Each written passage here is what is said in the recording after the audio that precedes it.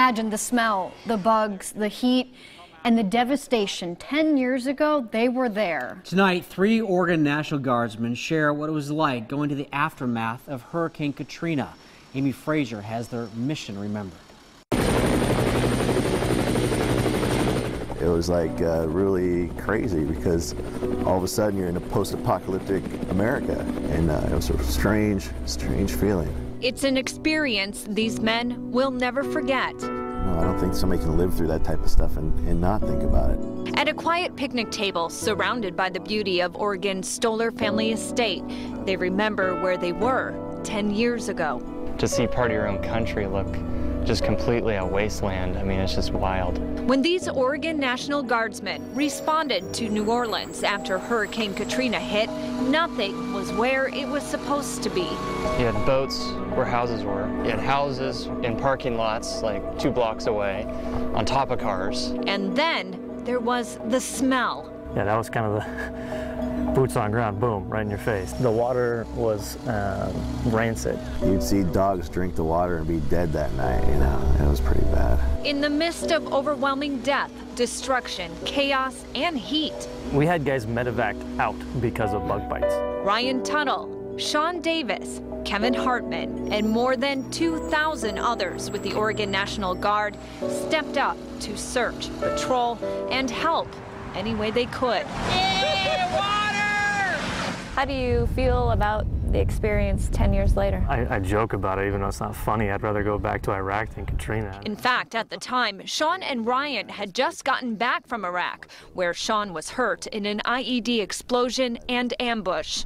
It went up, exploded, took our Humvee up. They lost a good friend. Still, they knew they were needed in New Orleans. Same weapons, yeah. Same outfit. We called it battle rattle, same battle rattle. It still had dirt from Iraq in it, you know, and you're patrolling New Orleans. You know, and we commandeered the city buses as patrol vehicles. We just say, all right, this is our patrol vehicle. During one of their searches, she was the insulin-dependent diabetic. Sean remembers a woman named Mimi. Her body was going into shock, so we had to go run down an ambulance. And actually the ambulance we found was for the animals. Gave her insulin and got her out of there. But that saved her life. Yeah, she would have died for sure. But she said, I was born in this house, I was raised in this house, and I'm gonna die in this house. I'm like, Mimi, you gotta go.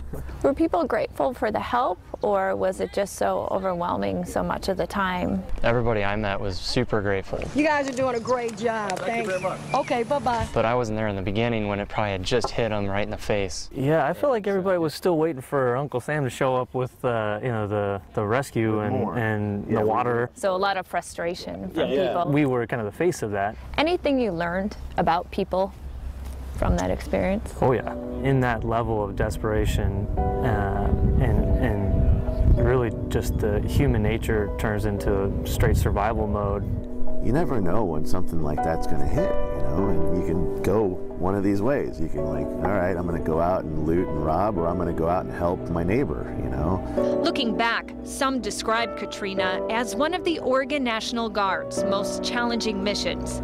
But still, you wouldn't have changed it, right? You would have still went. I mean, I wouldn't have changed anything either. And if it happened today, I would try to go, you know. I mean, we're made for this. The National Guard is made for this. It's exactly what we're here for. in Dayton, Amy Frazier, KOIN 6 News.